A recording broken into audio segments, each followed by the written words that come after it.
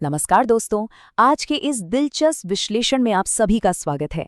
आज हम तकनीक की दुनिया के एक ऐसे रहस्य पर चर्चा करने वाले हैं जो सच में काफी चौंकाने वाला है। हम सबको लगता है ना कि स्मार्टफोन इंडस्ट्री हमेशा भविष्य की तरफ तेजी से भाग रही है, पर क्या हो अगर मैं आपसे कहूं कि हम अचानक से पूरे 5 साल पीछे चले गए हैं।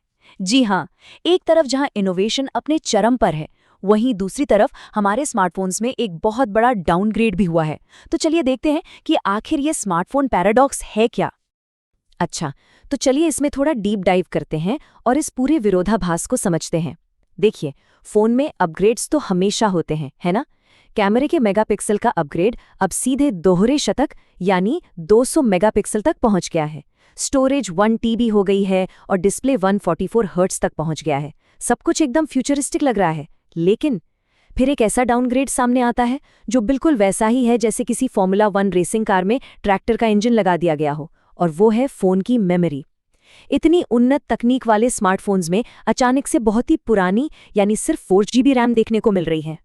तो ये रही हमारी पहली कड़ी, सेक्शन 1 4 GB वाली पहेली। आखिर हम 5 साल पीछे क्यों जा रहे हैं?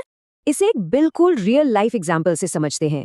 अभी हाल ही में लॉन्च हुए OnePlus N6 के स्पेसिफिकेशंस पर जरा एक नजर डालिए। इसके फीचर्स किसी भी महंगे फ्लैगशिप फोन के पसीने छुड़ा सकते हैं।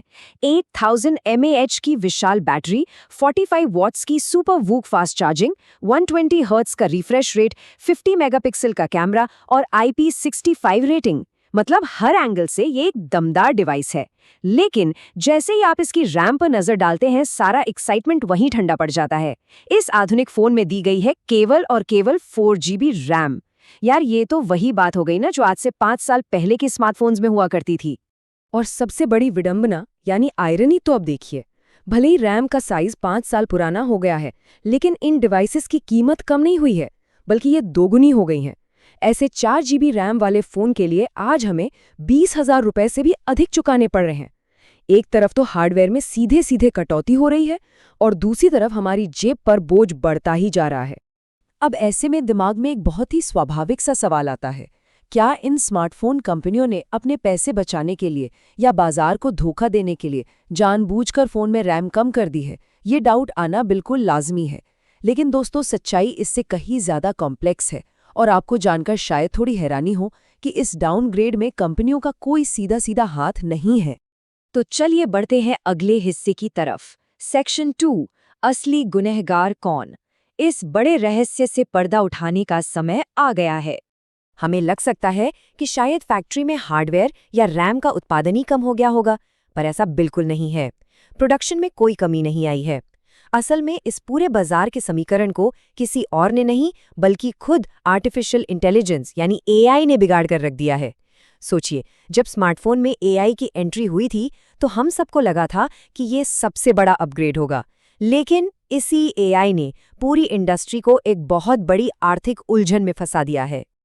अब जो इस पॉइंट पर सबसे इंटरेस्टिंग बात है वो ये है कि हम यहाँ एक नई आर्थिक घटना को देख रहे हैं जिसे रैम इन्फ्लेशन कहा जा सकता है। ये बाजार की एक ऐसी अजीब स्थिति है जहां मेमोरी का उत्पादन तो नहीं घटा, लेकिन इसकी खपत, इसका कंजम्पशन इतनी भयानक तरीके से बढ़ गया है कि बाजार में इसकी भारी कमी पैदा हो गई है। और इस भयंकर खपत का इकलौता जिम्मेवार हमारा AI ही है। इस स्थिति को एक बहुत ही सटीक और पावरफुल उदाहरण से समझा जा सकता है। हमने पौराणिक कथाओं में राक्षसी सुरसा का जिक्र सुना है ना, जो अपने रास्ते में आने वाली हर चीज को निगल जाती थी। आज के इस तकनीकी युग में AI बिल्कुल उसी सुरसा की तरह काम कर रहा है। वो ग्लोबल रैम सप्लाई को पूरी तरह से निगलता जा रहा है, बिना रुके बस मेमोरी की डिमांड करता ही जा रहा है। पर आखिर AI को इतनी ज्यादा मेमोरी चाहिए क्यों? आइए इस टेक्निकल वर्किंग को समझते हैं। सेक्शन 3, रैम इन्फ्लेशन को समझना। तो सबसे क्रूशल पॉइंट ये है कि पिछले केवल 18 महीनों के अंदर ही पूरी दुनिया में रैम की डिमांड सीधे 3 गुना यानी 3x बढ़ गई है। 3 गुना! ये कोई नॉर्मल ग्रोथ थोड़ी है। इस तरह का अचानक आया उछाल किसी भी सप्लाई चेन की कमर तोड़ने के लिए काफी होता है। चलिए इसे थोड़ा स्टेप बाय स्टेप समझते हैं कि ये काम कैसे करता है। देखिए, AI का पूरा गेम ही रैम यानी मेमोरी पर टिका हुआ है। हर AI मॉडल, चाहे वो GPT हो या कोई लार्ज लैंग्वेज मॉडल, उसे काम करने के लिए भारी मेमोरी की जरूरत होती है। एक एआई मॉडल लाखों में नहीं बल्कि अरबों में डेटा पॉइंट्स जैसे कि आपका टेक्स्ट और तस्वीरें सेव करके चलता है। ये सारी जानकारी कंटिन्यूसली रैम में ही सेव होती है ताकि ज़रूरत पड़ने पर डिवाइस का सीपीयू और जीपीयू उसे तुरंत इस्तेमाल कर सके। बेसिकली रैम ही एआई की असली ताकत है। और इस एक चीज़ ने हमारे स्मार्टफोन्स की ज़रूरतों को पूरी तरह से बदल दिया है। जहां एक सामान्य 5G फ़ोन के लिए 6 GB रैम को बिल्कुल पर्याप्त माना जाता था, वहीं अगर आज आपको फ़ोन में एआई को अच्छे से चलाना है तो बेसलाइन ही कम से कम 8 GB रैम से शुरू होती है।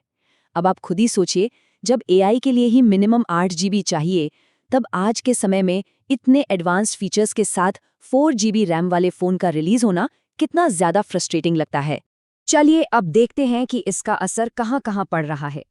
सेक्शन 4 वैश्विक सप्लाई चेन पर प्रभाव। आइए देखते हैं कि ये मामला आगे कैसे बढ़ता है और इसका बाजार पर क्या असर हो रहा है।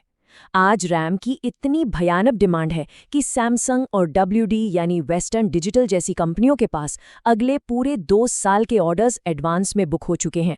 सप्लाई पूरी तरह से रुकी हुई है। ऐसे में जो डेटा कंपनियां हैं उन्हें रैम की सबसे ज़्यादा ज़रूरत पड़ रही है और छोटी फ़ोन कंपनियों को कोई पूछ ही नहीं रहा है।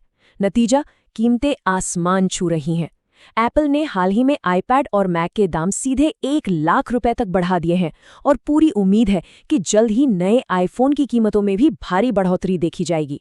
और जो ब्रांड्स कीमतें नहीं बढ़ा पा रहे हैं, वे बाजार में सर्वाइव करने के लिए चुपचाप रैम में कटौती करने को मजबूर हैं। तो इन सब परिस्थितियों के बीच एक आम खरीदार क्या करे? बढ़ते हैं सेक्शन 5 की तरफ, खरीदारों के लिए भविष्य का अनुमान। और ये पॉइंट बहुत ही शानदार तरीके से इलस्ट्रेट करता है कि आगे क्या होने वाला है। इंडस्ट्री के विशेषज्ञों का एक बहुत ही गंभीर पूर्वानुमान है कि रैम की इन बढ़ी हुई कीमतों से अगली बड़ी राहत साल 2030 से पहले मिलने की कोई उम्मीद नहीं है। जी हाँ, इस दशक के अंत तक ये बाजार के लिए एक बहुत ही लंबा और कड़वा सच है। इसीलिए आज के इस माहौल को देखते हुए आपके लिए सबसे ज़रूरी सलाह यही है कि बाजार के सुधार का या कीमतें कम होने का इंतज़ार करना पूरी तरह से व्यर्थ है। अगर आप कोई नया स्मार्टफोन लेने का प्लान बना रहे हैं तो जो भी करंट सेल, डिस्काउंट या ऑफर्स चल रहे हैं उन्हें तुरंत हाथों हाथ लपक लीजिए। इंतज़ार करने से कोई फ़ायदा नहीं होने वाला। तो अपनी इस पूरी चर्चा के अंत में एक बहुत ही गहरा और सोचने पर मजबूर करने वाला विचार सामने आता है। चारों तरफ ये शोर है ना कि आर्टिफिशियल इंटेलिजेंस स्मार्टफोन्स का एक शानदार और सुनहरा भविष्य है, लेकिन आज की सच्चाई को देखकर ये सवाल उठना लाजमी है कि इस आर्टिफिशियल बुद्धिमत्ता की असली और छुपी हुई कीमत आज वास्तव में कौन चुका रहा है? क्या ये तकनीकी प्रगति का एक ऐसा दौर है जहां हम उपभोक्ता अनजाने में एक बहुत बड़ा समझौता कर रहे हैं?